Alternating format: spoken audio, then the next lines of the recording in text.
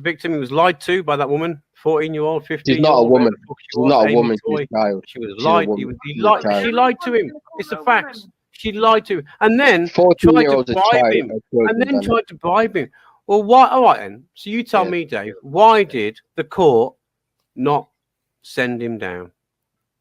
Because our system's fucked. But 14-year-olds can't be women, Danny. I don't know unless you. Well, I agree with that, and you should contact your MP. The facts state today. I don't believe in the political system. She lied to if him, you do and crack that's on, why I got yeah, it. MP, You might not MP, like that's your approach. you might need to ask her why she did it. I don't know, but don't blame Danny Jones. No, for we the don't facts need and to the ask her truth. why she She's a did child. it. She's So a if child. if a kid of 14, right, is allergic to peanuts and she could actually drop down dead and die, but she's always wanted to have a peanut and she lies at a birthday party and says, I can eat it. And she eats the peanut and fucking has an allergic reaction. Does that alleviate the fact that someone didn't check whether the kid was allergic or not, but with the parents beforehand? Wow. So do you agree then, right, Dupes, that your sons should ask for ID off the women that they date? I think that my sons should do due diligence. And what I mean by that is, I don't believe in reality a 19-year-old from a local area wouldn't know whether that child was at work or at college or at school or even know the parents before sleeping with them. You'd hope so, wouldn't you? Let's be honest, you'd hope so. Yeah. And I believe in most cases they do. Yeah, some cases they don't, though. Who are these 20 special children? There's Millie. She's a brown girl. Millie who? Millie Cowell. Millie Cow? Yes. Okay. So how do you know she's one of the 20 special children? Because I know, because she comes and they do sex to her, mostly. Who's they? Who's they? The teachers, the parents, the staff. Every single teacher or specific teachers? No, every single. The whole school does it. The whole school, and we got our own church too. So because they do that, because after, as I said, we kill babies, we drink their blood, we eat them. Okay. But then after so the social services who are in it, they go to families or.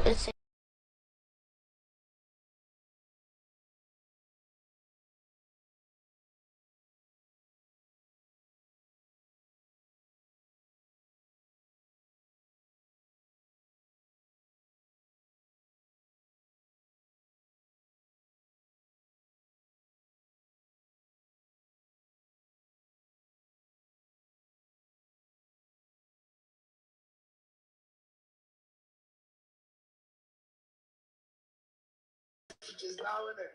Why did you get that face before Daddy? Why? Isa, what is this? That link is to her Listen sister. to the evil laugh. I mean, they've all just said that Oh my god. So this lot have all just sat around laughing about me going to prison and getting carted off. There's all this has been going on. Everyone's trying to get me sectioned. A guy gave me to troll a woman with to drive her crazy and send her to mental And hospital. Esau's saying that it was to try and get him to run with it. Well, remember you did. That she would end up in a mental institute. You did it on, see? So have I been crazy all along? Or is everyone trying to make me look crazy? They've just done it themselves as well. Is this all in my head? I want to see her in a mental hospital, I'm not going to lie. But not like this. You know what I mean? So he's still saying he wants to say, so everyone wants to, why is it that everybody wants to see me, literally everybody wants to see me banged up? And how is it that I'm still here? So I don't actually need Lyndon's help to go at her. What do I do? Thank you anyway, you know what I mean? I get you. I think I'm doing alright to still be here, really. Like, where do I go, guys? How do I fuck off? How do I make all of this okay? How can Kaylee fix this fucking situation just because I didn't get sectioned or go to prison? I mean, look at this. Like, on top of everything that's already happened, like, how is one person supposed to deal with all of this and come out unscathed? Between all of you, you could show my messages. What have you done to me? All our messages, not just this one. Everything I said. I have no secrets. I don't care, Lyndon. I haven't spoken about Jupiter. I haven't spoken about Wendy. See, you're all fucked, though. You've all, and here I am with nothing. Even that fucking idiot Sean has just taken everything I've worked so hard for yet again. I'm 40 next year, guys. I've worked so hard so that I can create something for my children. I think I fucking deserve it. And yet again, it's taken away, and I'm still trying to build everything from nothing. And all of this is still going on, and look what's been going on the whole time. Everyone is trying to get rid of me. Now, are we going to talk about why the fuck that is? Jackie, that's the victory. Her dad died, I didn't believe. Can you imagine how horrendous this entire situation is on one person who has already overcome so much abuse and stuff. Right now. Of course she is. Of course she is. Because she needs content. The bitch is so original. Why can't you be original like me? Look The at bitch is so average. I've got all of this going on. The bitch is so average. They've just been talking about. I'm so average that all of this is going on. Can anyone explain how all of this shit has been going on for so many years to one average person that deserves to die, deserves this, why? Why? What the fuck is the bounty that is really on my head? For what reason? There's surely something else going on here. Verbally, not physically. Disclaimer. Now what do I do? Because John's just been in touch, so I think I ought to email him this, or what do I do? Because I know how that fucking transit over there like the twist. Can't say that I haven't allowed the space for remedy in various ways. Now, you can keep fucking calling me a scammer and trying to get me sectioned and hope that I go away, but what else can you do? Other than kill me, and I've said that how many times, but I'm not going to kill myself. Definitely. It's happening. There's going to be so much blood on the ground when I'm done. This is all so fucked up, guys. So fucked up. If anyone can explain what the fuck has gone on here, then by all means, I think you all know where I am.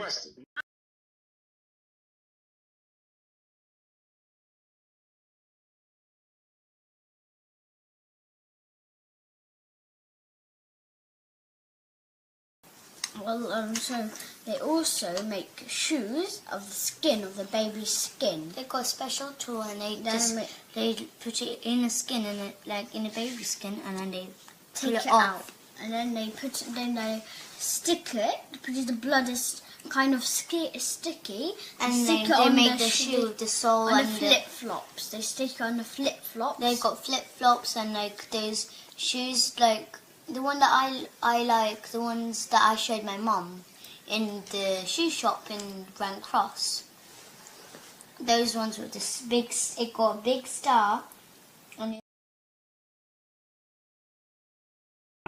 There's a comment here from Bob Jacob, which is Kaylee, and it says, did you hear him declare he made a hoax himself going to get the children's mum?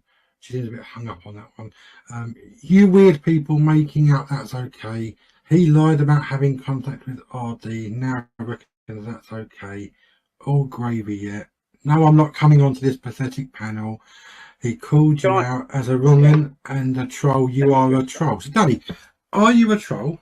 And also, I'm going to add a question to this. Do you sometimes just say stuff because you know that people are going to run with it, get triggered by it, do a stream about it?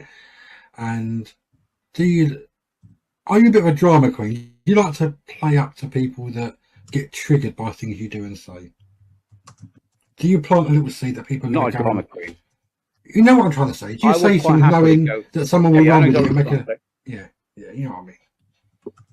If I see, let's for example, if I see, if I see John Wedger, for example, turn up right now in this chat, do you think I'm going to go, oh, hi, John, how you doing? You're fucking mad, aren't you? I'm going to go, what are you doing here, you fucking grifting, scamming cunt? Now, that's going to get a reaction off John. It is going to get a reaction off him, right? Of course it is. But that's my honest fucking opinion as well, though. But do you I know you don't like my opinion.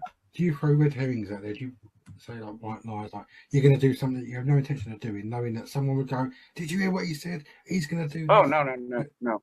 Like when you said about going to get the mum on a plane, and you wasn't going to do that, but you said you it was purely a hoax. Yeah, so it was purely to show how easy people believe shit. That's what it was purely to do. So you're shit stirring. It was purely to believe how stupid. So basically you're shit stirring. No, shit stirring would be saying like shit stirring with stupid people. Is that what you're doing? No, I wouldn't be shit stirring, because shit stirring would be like telling other people that so and so said stuff. You're stirring something up. I didn't stir nothing up. I just went. I created a hoax, literally, and I didn't think it'd get that far. It went 3 days in. 3 days in, it went before I actually went. You know what? I don't know what you're doing, you dickhead. So the hoax police is creating a hoax. Can you not see the irony? I created a hoax once, yes. I did, yeah. Yeah, of course there was irony in it. Yeah, of course there was. Yeah. Of course there was. I don't regret it, though, because it just showed to me, even today, people believe it. Fucking idiots. Oh, you nutters. It was a hoax. It was simple. Everyone could see it was a fucking hoax. You know, how the fuck do I even know where Ella Draper lives? I don't fucking know. The police don't know. How the fuck am I going to know? So, you know what I mean? It was just madness, but they all jumped on it. They all fucking loved it, and they all jumped. Oh, man, Danny, look, he's going to do this. No, Danny ain't going to do shit, you fucking idiots. Yeah. It's just craziness how they thought and then jumped on it. But that just shows how easy I could say something to certain people, and they would go with it. They would, they run with it, man. They run with it. Silliness. Because of that, they're that far down the hole, if you like, down the rabbit hole, or down the, I don't know what you call it. No logical thinking, no fucking way, no. I don't know what you call that. What's the word? What's the word for it, man? No common sense, to be honest. Madness. Well, I did do it as a laugh, yeah, as a hoax, purely. Yeah. And I'm glad that certain people like Flo, Wavy, and a few people knew I was doing it. Because I had to tell them. I'm glad I didn't tell them. I'm glad I didn't tell no one. I did tell them first. Listen, what I'm going to do, folks. I'm going to do this, and see how far it gets. Yeah. And they were like, yeah, go on. They encouraged me. Yeah, fuck it, you know what I mean? Go on, yeah. So I did it. And it went mental. Even today, you heard someone in the chat. I say it. I'm like, man. I can see in the side chat here, we've got Kaylee using the name Bob Jacob, with loads and loads of questions about things that have been done to her, said about her, revealed about her. And I mean, I did say to Kaylee, hang on. I did say to Kaylee that she could come in here and go in the hot seat and speak to all the people that have done or said things that she says are wrong about her. And she said no. And I don't know.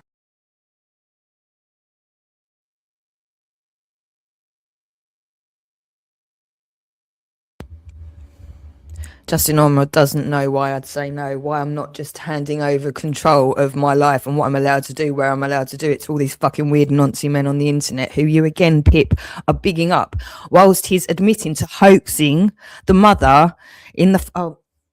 and you don't think people are... Well, I couldn't make it any clearer, okay? So many people have suffered because of you. All right, because of this psychological torture that little cunts like you think is fucking funny to get off on while you get your fucking state fucking sponsored weed. It's not a good look. It's not a good look, is it really, for legalized cannabis? If this is what you're doing all fucking day, you disgusting little cunt. Being laced with, I wonder. You're a vile little shit, and people are going to want to fuck you up. Probably want to fuck you up, and because you big up all these other cunts that have destroyed me, they're going to want to do extra to these cunts as well. So your Michaelas, your Rebeccas, your Clayons, your Lukes, all the cunts involved, they're going to get more attention. They're going to get more vengeance aimed at them, literally, because you are still doing this, you disgusting little cunt, on the back of this cunt, this nonce, hoaxing a traumatized mother for trying to protect her children from paedophiles like you cunts. And you think you're making it better for Rebecca and Jupiter and Danny, Lyndon Warden. You think you're making it better for these fucking idiots? Or yourself, you dickhead. You deserve everything and nobody's going to save you. Do you think anyone's going to come and fucking save you from what's coming? Do you think anyone's going to go out of their way to save you, you dirty little shit? You deserve what's coming. People will definitely turn the other way. You'll be lucky if more people don't just, oh my God, it's start right, okay, let's go. People like you get literally torn apart into pieces.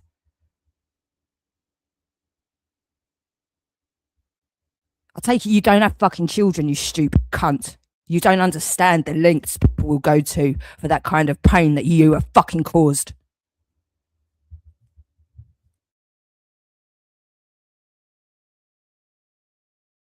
She wants to do it on her own channel, but I would challenge her to. Well, that don't make sense to me. Danny, I would challenge her to do a stream, just throw the link out, and let anyone come in and speak to her and answer those people honestly. Definitely. But she won't do that, I think. But either on my channel or her own, or on any channel, just throw the link out and say anyone. Just basically do what you're doing. Yeah, but we'll see. What's this? I've just seen a question from. I can relate. I've just seen a question from Stefan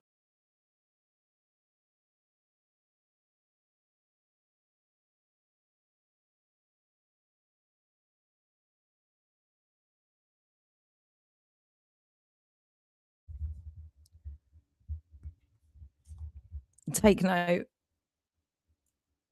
Helen, take note. This is how much he thinks of you cunts. Okay? You're known, Helen. Your name's known. Helen James, another disgusting bitch that deserves everything that fucking comes. And this cunt, you're sending kisses to this little cunt. He literally is just trying to create as much shit because he gets off on it. You think he's got any of your backs, you stupid bastards? He wants people to get hurt. He's doing it because he's still anonymous at this point. He's too thick to understand he's not going to be very soon. But in the process, he just wants to see as much carnage for you stupid cunts as possible. This is what you've all got into bed with. This disgusting little shit. And Amy, you fucked mess. Baby burgers, even if you don't believe it, just in case. Just the sensible bit, really, because you've got a fucking child, you stupid whore. Actual whore.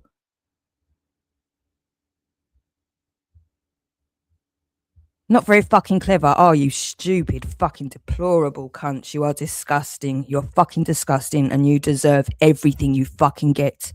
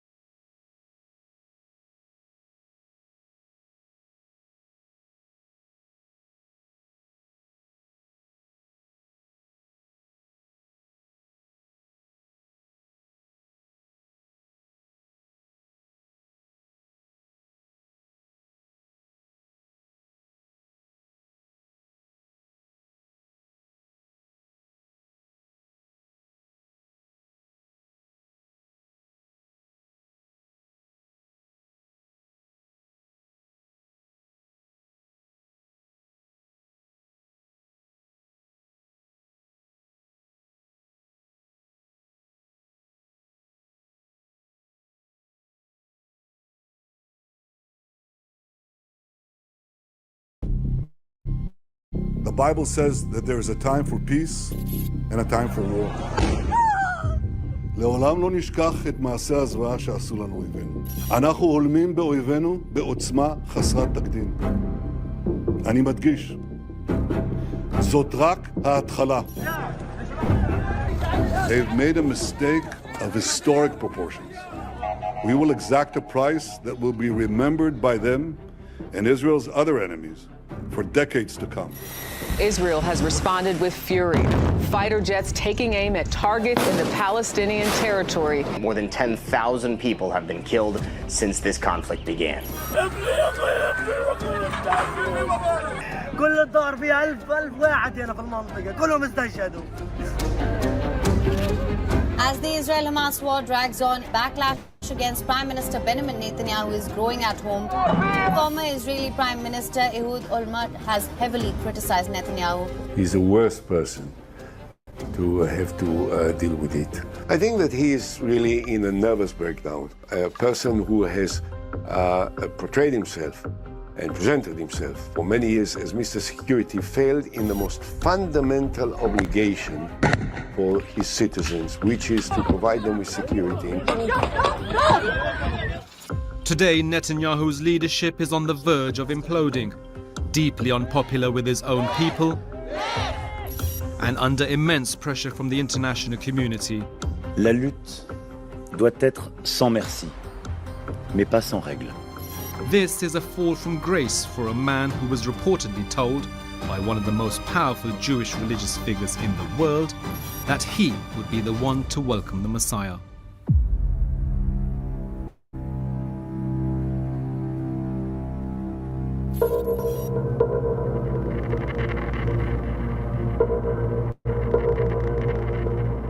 "40 years ago, when Netanyahu was Israel's ambassador to the United Nations, he met Menachem Mendel Schneerson, the leader of the Chabad Lubavitch movement, known simply as the Rebbe. He said, you're going to this house of darkness, the UN, which was very, very unfriendly to Israel at the time. He called it the house of darkness. And he said, even in the greatest darkness, if you light a candle, it spreads a great light that can be seen from afar. The Rebbe reportedly believed Netanyahu had a mission from God to prepare Israel for the coming of the Messiah, or in Hebrew, the Moshiach. Over the next decade, the two men developed a close relationship. Soon after entering Israel's parliament for the first time, Netanyahu paid his respects to his mentor.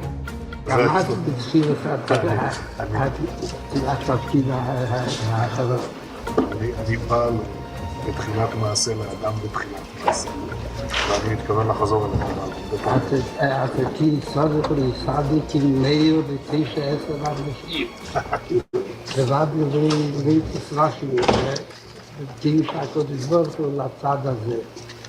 Back then, Netanyahu was probably the only ally that he could work with in Israeli politics. He obviously demands from Netanyahu to take some steps to hasten the coming of Messiah, which is to make Israel a more religious place and to take certain concrete steps in this regard. And Netanyahu says, I'm definitely doing that.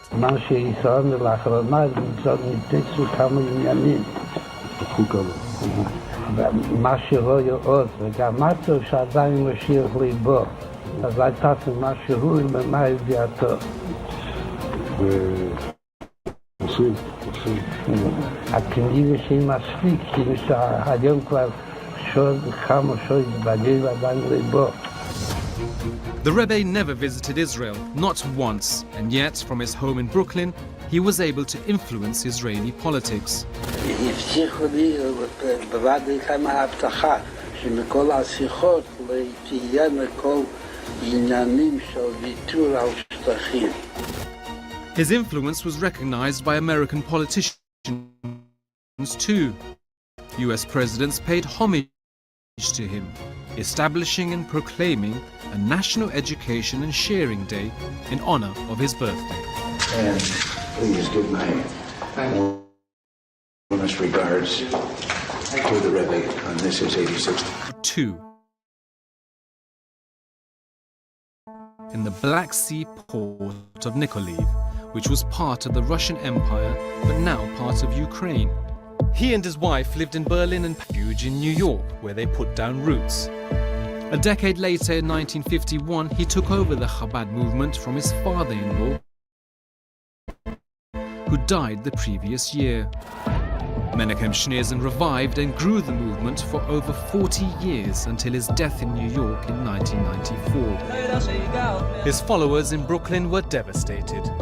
Most of them believed he would never die. They still believe Rabbi Menachem Schneerson will be physically resurrected as Mashiach, the Messiah. A physical resurrection when he's going to come back in his full glory imminently and redeem the entire world.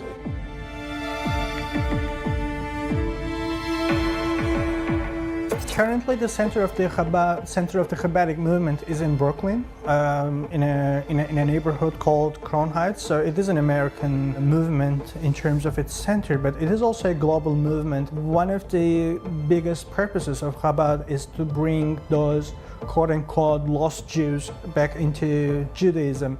So Chabad has its own rabbis and emissaries appointed all around the world. It is a global movement. Headquartered in Brooklyn, the Chabad movement has a presence in every state in America and in over 100 countries around the world, with a particularly high focus in Europe and in Israel.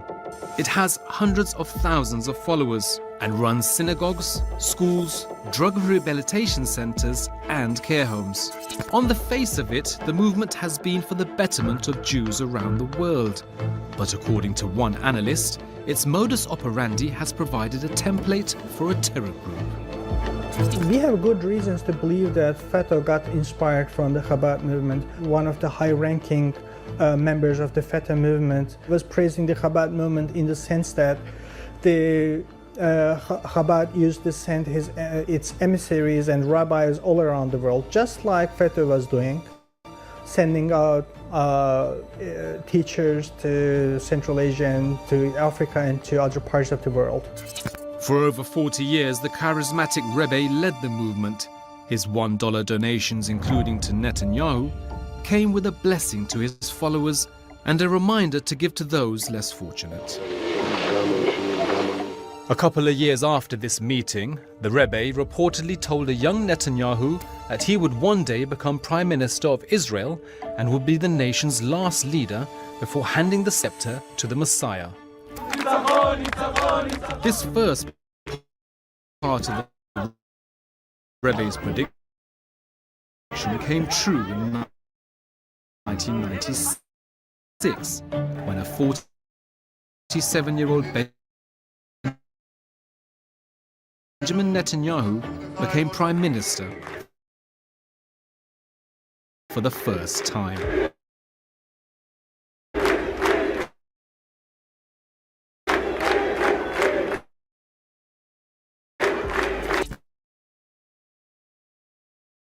But his government fell just 3 years later. For a while, Netanyahu withdrew from politics. The Rebbe's words faded into history until a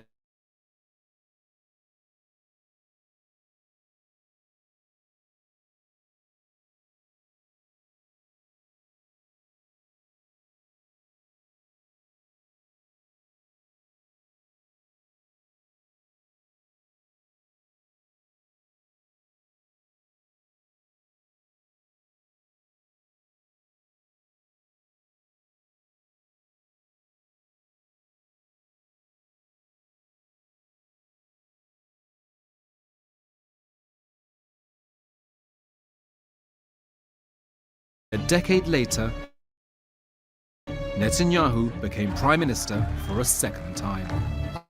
Like prophecy. But Netanyahu was back just a few months later, forming a coalition with ultra-Orthodox and religious Zionist parties. He began his third premiership almost exactly a year ago. And it's really accelerated the illegal, massive protests by attempting to grab more power for itself at the expense of other branches of government. The protest, Netanyahu is once again relying on religious for peace.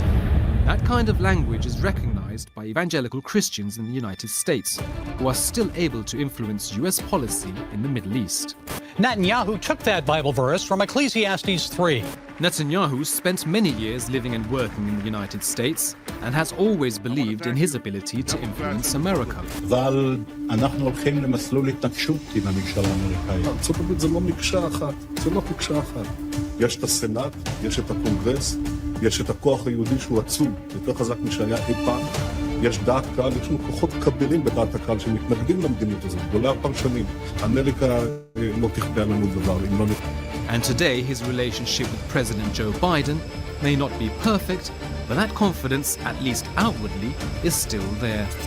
בשיחותיי עם הנשיא ביידן ועם מנהיגים אחרים בעולם, ובמאמצים רבים אחרים, אנחנו מגייסים לישראל תמיכה בינלאומית כבירה.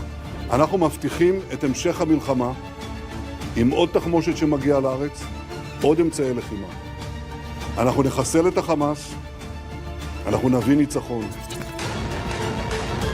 Today, Netanyahu compares his war with Hamas to Israel's battle with the Amalek in the Old Testament. You must remember what Amalek has done to you, says our Holy Bible, and we do remember and we are fighting. The Amalek was one of Israel's arch enemies, and in some parts of the Old Testament, God commanded they should be destroyed. Some commentators believe this is what Netanyahu is signaling with his biblical references.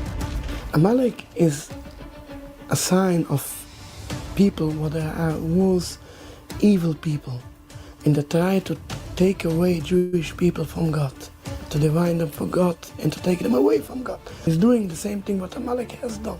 He's doing what Amalek has done. So how he coming to speak in the name of the Torah, in the name of the Jewish religion, when he don't believe in the Torah, he don't believe in God? Benjamin Netanyahu is known to be a secular Jew, but he certainly saw the value in being associated with the Rebbe, whose presence is still felt in Israel even 30 years after his death. Sitting alongside his Zionist and ultra-Orthodox allies, Netanyahu may or may not believe in God, but he certainly believes in retribution, visiting violence of biblical proportions upon the people of Gaza.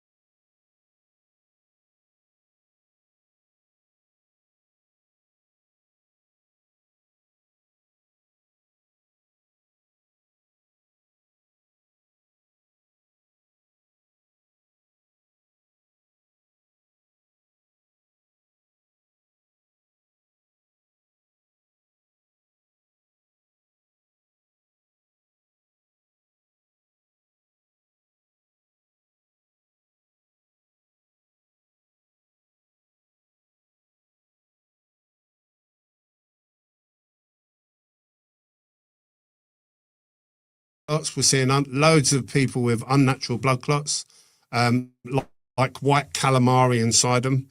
The coroners won't talk about it. They just don't want to talk about it. Heart attacks, strokes, cancers. They're not cancers. It's these white clots inside them. And what do you think they are? I think it's a result of COVID vaccines. And it's been well documented by people far cleverer than me. And I've been shouting about it for years. But people just don't seem to want to acknowledge it. Mostly people like the coroners, most doctors, government ministers, they won't talk about it. They don't want to know. I've even been to the police station. They don't want to know. They won't even talk to me about it. And what do these clots look like? I've got some here if you want to see them. Yeah, yeah, go for it. Wow. So all of these sort of calamari-looking clots, yep, you've taken them out of people's circulation system. So there are two types of death. We've got an expected death, where there's no need for a post-mortem, and then we've got an unexpected death. Early on, we were finding them in post-mortem cases. So the way that works is we had a young lad of 30, and he died suddenly, and the family asked us to embalm him. Now, because he'd had a post-mortem, he'd been opened up and chopped about, and then they put all the bits back in and they sew him up. So obviously his circulatory system has been compromised, and when we embalm someone, we use the circulatory system. So the way that works is on a straight case, someone that hasn't had a post-mortem, we call it a straight case, is they make an incision there on the carotid artery, and then we've got an L-shaped nozzle that we pop down the artery, we tie it off with twine, and they pump formaldehyde around the body using that circulatory system, that artery network, and it goes everywhere. And the idea is to get formaldehyde all around your body. And there's a couple of purposes. One is the fluid is pink, so it adds colour back to someone. And number two is it preserves them. It's got like preservative properties, formaldehyde. So it stops the deterioration in the body, stops nature taking its course, and it presents people better. Now, if someone's been chopped about after a post-mortem, clearly you can't do that, because if you picture it, you connect there, it would leak out everywhere where they took all their organs out and put them back in. Because every organ has arteries feeding it and a venous supply, like veins returning. And so this particular young lad, we undid the stitches, we took the organs out, and then you have to manually target all the severed arteries inside the body cavity. And you can see them, and to picture them, it's like cut straws. You know, like you get a McDonald's straw, imagine that cut sitting inside your body in the top of your leg. You can see that's the femoral artery. So you target that, and then you tie the pump to it, you pump fluid down it, and he would move the leg about to get the fluid moving, and you would see his toes go pink as the fluid reached the bottom of the toes. So then you could stop, knowing that the full limb was embalmed, and you go to the next limb. And this lad, when we tried to do this, his femoral artery was blocked. So my guy, my embalmer, and he's BIE certified, he's done 24 years, I think now, got the tweezers and pulled this obstruction out to be able to get the pump in. And he's pulled and pulled and pulled, and he's pulled out a clot the entire length of this guy's leg. And I've never, ever seen, I mean, I worked for the coroner for 7 years. I've never seen anything like it in anyone before. He's done 20 odd years. He's never seen anything like it before. And we're finding this now constantly inside people that have all been COVID vaccinated. So that's what we're seeing.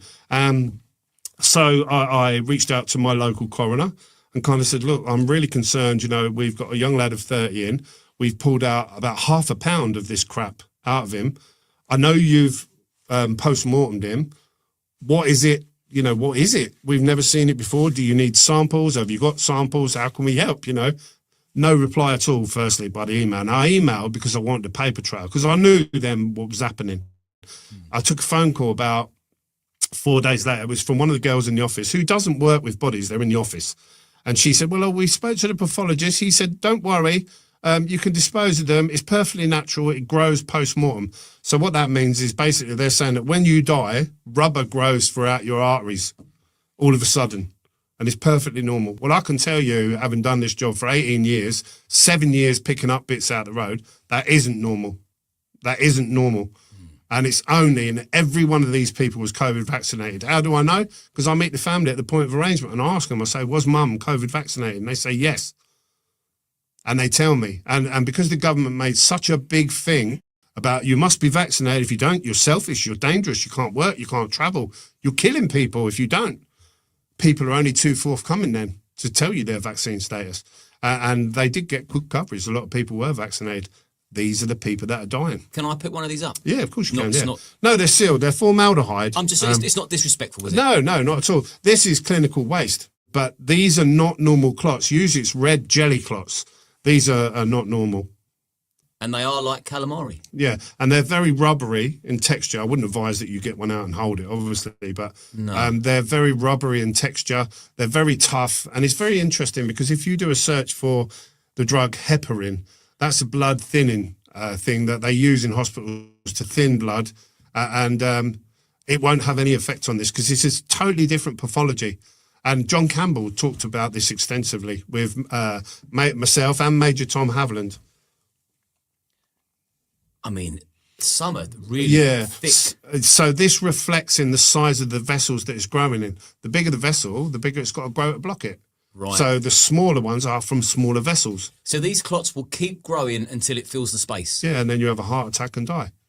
Right. Or you're diagnosed, or you're short of breath, and you go and he says, oh, you've got stage 4 lung cancer. And it isn't that. It's these growing inside your lungs. After seeing that, what was it like being a funeral director during the pandemic? So initially, I was very frightened. You know, I'm an ex-smoker, I'm asthmatic. I was, you know, in my 50s, early 50s. I was frightened. And here we're told, I mean, I first learned about COVID from, I had a family come to see me who had lost someone in the neighbouring borough of Northampton, at Northampton General Hospital. And we serve kind of 30-mile radius, sometimes do Bedford. And they complained that the hospital wouldn't let them see their loved one, which was unusual. So the way that works is wherever there's a mortuary in a hospital, people die on the ward, they take them down to the ward, and then if you contact the bereavement department, they'll arrange for you to be able to do a viewing. So you can go down and they'll lay them out and you can see them at rest, and they don't make much effort. But, you can see mum at peace, if you like, whereas she might have been thrashing about and suffering on the ward prior to death. And it's helped some people. But this family said they requested a viewing, they wouldn't let them have it. So I said, well, don't worry. I said, I'll go to Northampton quickly, because I always do. The next day I went to Northampton, picked this person up. I believe it was a woman. But this was first week of December 2019, right? So, and I happened to mention while I was there, because you get to know the staff, And I said, well, the family said you wouldn't do a viewing. Why? Why is that? And I thought perhaps they were having the room done out or refurbishment or, and he opened the door. He didn't say anything. He just opened the viewing room door. And there was a inflatable pandemic tent in there, filling up most of the room. And it was like a kid's bouncy castle, but with loads of pigeonholes in it that are obviously for bodies. And I knew what it was. I had an idea what it was because I'm in the industry. And I kind of said, what's that for? And he said, oh, we've been told there's something really horrible coming. And he didn't mention the word COVID, but he said, we've been told there's something really horrible coming. And that was when I first knew there was something coming. So what do? I kind of went away and I was like, fuck. Okay, because I'd never known anything like that before. They don't spend money they ain't got to spend. So I rang my mum and I rang my brother and kind of said, well, I've been told this is coming. And then in January, the news broke and we were shown pictures of people falling over in China in the streets, dying in the streets. And they made real effort to tell us how terrible it was, and it attacked the lungs and it was a respiratory thing. And I was really frightened. And the first kind of 12, 16 weeks, I believed it. But then I gradually saw through what I knew was a lie. And that was what started me down the road to realising what was going on. And I think the first thing was, when I cast my mind back, like when I came here, we sat here and, you didn't tell me any question you were going to ask me. We had a chat and a coffee. You didn't brief me on what you were going to say and what answers you wanted. It's kind of flowed naturally, I feel. Well, I had a phone call from the BBC. I had a woman and a bloke cameraman turn up at the funeral home. And they said, we want to talk to you about COVID and the precautions you're taking. And I was happy to do that, because you think you're helping. And we was told there was a COVID and I believed it. And this couple sat down and they spent about 40 minutes briefing me on every aspect of what they were going to ask me. And I'd never done an interview before. So you go with the flow. If they're telling you to do that and that's what they want, that's what you do. And I bitterly regret it now because all I did was promote their garbage. They made me sit there in like a mask. And I remember at the time being a bit pissed off because I'd bought a mask to keep myself safe and everyone was buying PPE and we were struggling to get it because everyone was panicking. And so we were most at risk. And here I am fucking wasting a glove and an apron for a photo shoot thing, but that was what they wanted. And, I was trying to tell people, make sure you're careful. Yeah, there is a COVID. And that's what we was told. And then in about March, April time, I took a phone call from a guy, John, and this was when it really started falling apart. So the first thing was there were no more deaths than normal. It was a regular death rate, but we were picking up people they'd labelled as COVID, but no more of them than normal. So the numbers weren't any different. And then I took a phone call from this guy called John, and he said to me, hi, my name's John. He said, I'm working for a government-sponsored company. So one of the government ministers had this company that he'd set up, like they did with the PPE and everything else, and it was called Pandemic Resilience. And his job was to ring round, he explained himself, he said, my job is to ring round all of the funeral directors as part of the pandemic response. And I was like, okay, what do you need to know? And he said, I need to know what your capacity is, first of all, how many you can hold. And I told him, and he said, I need to know who you've picked up, where from, and how many are COVID. Every week, I'm going to ring on a Monday, he said. Every Monday, I'm going to ring you. And I was like, fine. And I would give him that info, and he'd ring up every Monday. And almost straight away, he started steering me. And by that, I mean, I would say, because I knew that he would ring, I was trying to find out the information to give it to him. So normally I would liaise with the family. I wouldn't ask any questions about COVID or anything like that because that was pre-COVID. but I was finding out who was COVID, who weren't. Was there a doctor present? Was there a test done? You know, and the circumstances, because I knew this guy would ring on a Monday, and then I could reel off to him. Well, I've picked up Jimmy and Tom and the things about it. So this was at a time when the doctors had stopped attending deaths. And we was told that was to protect the NHS, weren't we? And all the doctors were sitting at home with an headset on, working down the phone for a COVID payment on double money. So they were quite happy to do that, you know. And this guy started steering me straight away, and I would say to him, right, I picked up a guy from Kent's Care Home, right, and I think it's got 90 beds in this particular care home. And I said he'd been there 5 years. I've liaised with the staff at the point of collection. They told me he was an onset dementia patient. He'd been there 5 years. I then met the family on the Monday, and they confirmed he was there 5 years. He had onset dementia. There was no doctor in attendance. There was no COVID test done. He wasn't COVID. And straight away, he would insist he had to put him down as a COVID death. And I was like, what do you mean, John? I've just told you. And I remember it got my back up a little bit, because here we are trying to make a pandemic response, and he's fucking the figures. He's lying. And I'm telling him, and I've made the effort, and I'm frightened, and I'm telling him the truth, and he's not listening. And he's openly admitting he's going to put it down as a COVID death. And I said, well, why? And he said to me, he said, they've been told that in this 90-bed care home, there was one positive test for COVID. And that person then went on to die. Didn't die from COVID, just gave a positive test. So they were under instruction that everyone from that day onwards was to be put as a COVID death, regardless of what they died from. And I remember sitting there and thinking, you're having a fucking laugh. What's the point in that? And this went on throughout 2020, everyone they possibly could. And they were paying out big money for every time COVID went on a death certificate. They were getting thousands of pounds, the hospital. So what do you think went on every death certificate?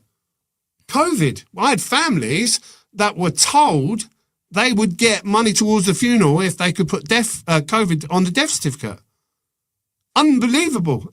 Fucking mental. Why would you do that if it wasn't just a push to convince people of COVID? And this went on throughout 2020. And by October, this guy openly admitted to me on the phone, he said, I don't know why I'm doing this job.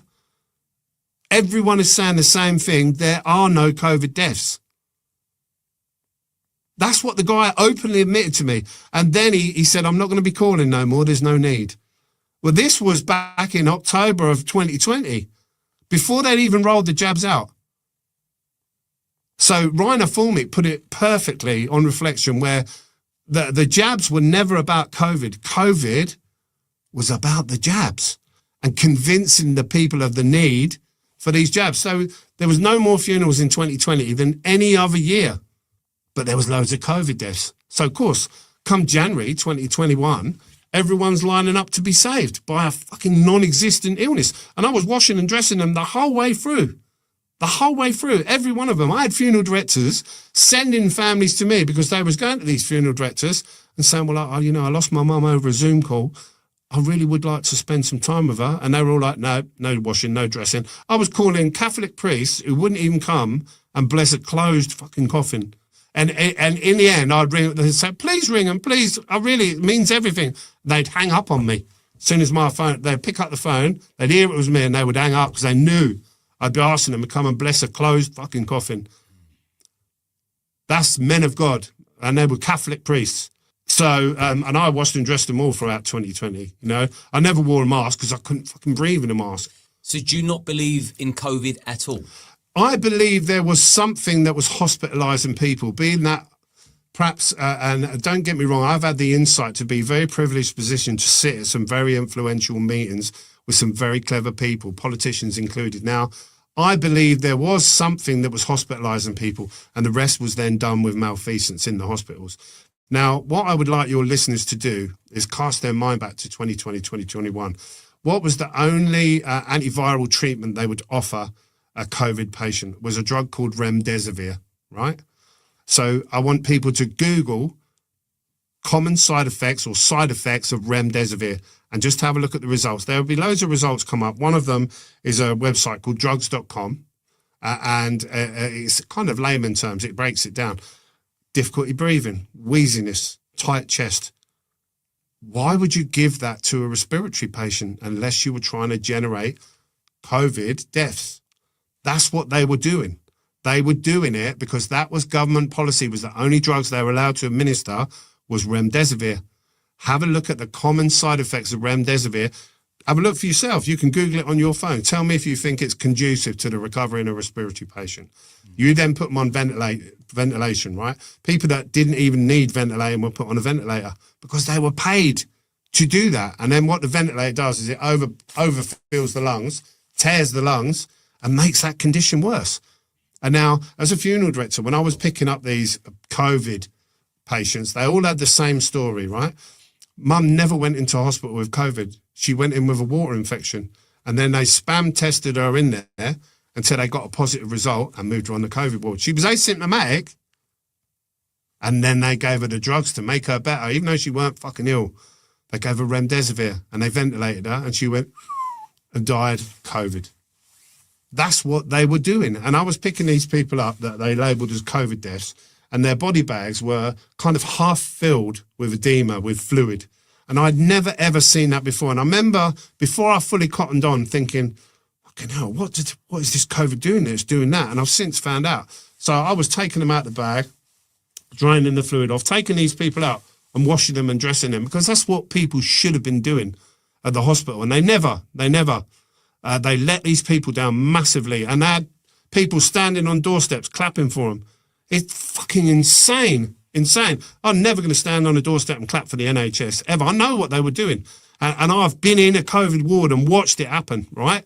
So these people, they were so bloated, they were filled up with fluid, and I couldn't understand why. And they, to the point where they'd be crying yellow tears out of every orifice, out of their ears and nose and mouth, and all bloated. And even though I'd be really gentle with them, pulling them across, you'd leave handprints in their arms because they're so full of edema. It's the remdesivir, because the remdesivir kills their kidneys, so their bodies can't process fluid. So they fill up with fluid and they drown, and there's your respiratory illness. And so, is this what you were telling the public when you was making videos? Yeah, 100%. I've been shouting for 4 years now. When I first started shouting, people all said that I was mad. And don't forget, it's a story that's unfolded as it's gone along. So up until kind of midway through 2020, I knew there wasn't really a COVID. And I because I wasn't dying, and there were no more numbers than normal, and they were faking the figures. This guy admitted to me they were faking the figures. Why were they doing that? I couldn't understand why. And then they rolled out the jabs. And before they rolled out the jabs, I kind of cottoned on what was going to happen. And I've openly said on my Facebook account, I said, wait till they roll the jabs out. You're going to see what they call another wave. And that's exactly what happened. The moment they put needles in people, they all started falling over and dying. And the death rate from January the 6th, they started vaccinating, and straight away it went through the roof. And it was all the age groups of the people they were vaccinating. So they started, didn't know, with the 70s and 80-year-old, the people that are most vulnerable, the ones that are going to die. And they did fucking die. They died because they were euthanized with these fucking toxic vaccines. And then as they went down the age groups and they did the 60s, it's only the most vulnerable. Oh, no, we're going to do the 60s. It's only the 60s. Oh, no, it's the 50s. No, the 40s. Well, if you're over 30, you should have it. And they kept moving the goalposts, didn't they? Well, as they did, and as they injected these people, it was that age group that was dying. It was undeniable. And don't forget, I've been doing this job for 18 years now. I know who should fucking die and in what number. I know it was these vaccines that have been killing people. And then roll on halfway through 2021, I'm finding all these unnatural blood clots inside them. So I know. So in September of 2021, I took a phone call, and it was from a guy called Mark Sexton. He's a retired police constable. And I'd been very vocal by then. I was warning people. I was pleading with people, please don't take them, because I'm seeing people that are dying. And they were all saying I was fucking mad and I was dangerous. And all my friends dropped me like a shitty stick. None of them believed me, because there was so much effort made, wasn't there? Boris Johnson was on the telly, and I've got people that work in sheet metal telling me I don't know who's dying when I'm putting people in coffins for a living. You know, when you're like, why would I do that? Why would I jeopardize my own fucking business, my successful business, to say that? Why would I do it? It doesn't make any sense. Why would I lie? Nobody could tell me why I would lie, but they all said I was fucking mad. So anyway, I took a phone call and I was invited to a meeting in Westminster. at a place called Birdcage Walk in Westminster. Really swanky place. I sat at this table.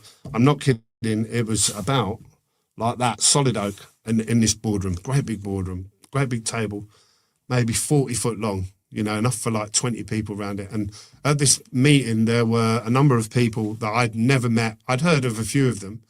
Was Professor Dolores Cale, Dr. Tess Laurie, Dr. Sukarit Bhakdi was there via a Zoom link at the end.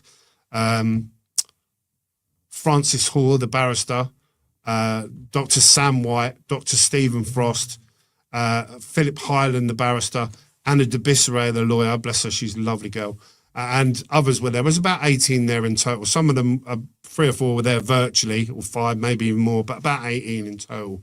And the guy at the end, there was supposed to be 2 government ministers in attendance. One of them didn't come and was cited it was personal reasons, but the one that was in attendance was a guy called Sir Graham Brady. Now, Sir Graham, I wasn't that familiar with politics, and I was never down any kind of rabbit holes. And in fact, I've had many vaccines over the years. I went and had a pneumonia vaccine when they announced COVID because we were told it would kill us with pneumonia. So I went and got paid privately to have it, and my missus to protect us because we're handling the disease. But this particular minister was Sir Graham Brady. Now, Sir Graham at the time was what's called the commissioner of something called the 1922 Committee. You can Google it. And it tells you all about him. But it's basically a group of men and women, senior politicians that sit in the shadows, and they hire and fire prime ministers. So they select prime ministerial candidates, and they then get rid of them when they think they've run their course. So he hired and fired Boris, Liz Truss, and Rishi Sunak. You know, they hire and fire them all. And this guy, there's no one more senior than this guy. Now, we went round the table. Sir Graham was actually sitting there and I sat next to him. I actually spoke first. I knew what I had to say and I'd abbreviated it into like 5 minutes because you're told that time is of the essence. You know, ministerial time is really important. So I said what I needed to say, and I said that they'd faked a load of deaths, and the moment needles went in, I saw people dying, you know, from the jabs. And then I listened as it went round the table, and I listened to the barristers and the professors and the people that were expert in their field. And I couldn't believe what I was listening to. They said how these people would die, what the mechanisms would be. They said about the cancers, and they said about the heart attacks and the clotting. And they went into real detail about how it was going to happen. And I kept looking at this Sir Graham Brady because I can multitask and I'm a people person. You know, I worked on the door 7 years. So his reaction to me was more telling than what they were saying, because I could tell he knew. He fucking knew. He was sat there ashen-faced, mortified, and we all went to this meeting thinking, oh, at last someone's listening, you know? And he went to report back. They knew. And he openly admitted it's way, way above my pay grade. I can't do anything to stop it.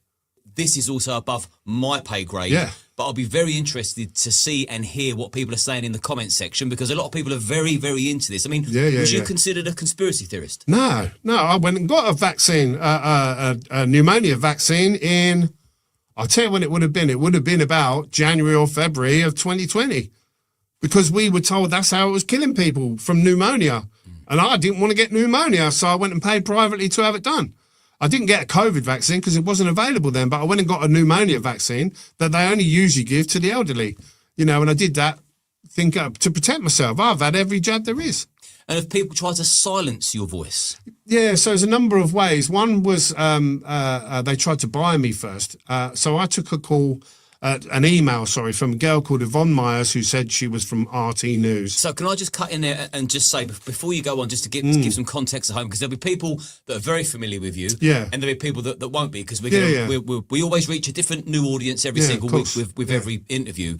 So during lockdown, I would always see you in WhatsApp groups, making videos, warning people of what you're seeing from your perspective. Yeah. So you was a familiar face certainly on my phone, and a lot of people I knew. Yeah. But I didn't see you on social media, so I'm just wondering, did they? Because they shut me down as soon as I started saying anything about it, and it was very interesting because for me the journey, social media censorship wise, started on YouTube. So I had a YouTube account. I love history. I love YouTube because it's full of documentaries, biographies, history, and I would watch it late at night. Now, I'm a night owl, and the reason for that is because I used to go and work pubs and clubs. So I'd get home 4 in the morning, half 4. I ping, I'm wide awake, I'm still buzzing, I'm watching documentaries. So I'm watching YouTube, and this is at a time when COVID had been rolled out. And I couldn't help but seeing the COVID posts because they were spamming everywhere. Get your jab, get your vaccine, get your vaccine. Have an Uber, have a pizza on us, you know, tickets for a raffle, anything to get people to have a jab, and the terrors of COVID. And I was seeing these posts, and I dipped into one, and I looked at it, and I thought, well, that's not what I'm seeing as a funeral director. And I said, you know, in honesty, I'm a funeral director. That's not what I'm seeing. And I left it there, and it lets you know when you get a like. So somebody liked it, then somebody else liked it, somebody else liked it, and there was a few comments, and then somebody said, "You're not a funeral director. You're a keyboard activist." So then you reach a crossroads, don't you? You got 2 ways that you can go. You can think this could be damaging from our business at a time when they're telling everyone is dying of COVID. For me, as a funeral director, suddenly say there is no COVID. That could be really damaging to me. Or you take a step back, don't you, and say, no, fuck it, I'll leave it there. Well, I said, well, actually, I am a funeral director. www.mkffs.co.uk, that's me. And within half an hour, they banned my account, my YouTube account, after that comment. Literally, yeah. For me, identifying myself, just saying that's not what I'm seeing. I am a funeral director, and this is me. So then I knew that I was onto something. Because when you've got people of that level actively censoring and hiding the truth, then you know you're telling the truth. I know who's fucking dying. I know who's dying. I haven't picked up 10 packets of calamari. These are people that have died full of this crap that I've never seen in 18 years I've been doing this job. What kind of guy would I be if I saw this and ignored it and thought, well, I'll wait for someone else to say something? What about platforms like Facebook and Twitter? No, Facebook banned me straight away. Yeah, oofed me straight. And I remember being gutted at the time. So I've always been a PC gamer in my spare time. Love playing PC games. Many guys will resonate, Call of Duty and first-person shooters. I had a VR headset, Oculus, and that was tied into the Facebook account. I had about 500 quid's worth of games on there. And because they'd banned my Facebook account, it deactivates and deletes all the software on the... Yeah, so they closed my account and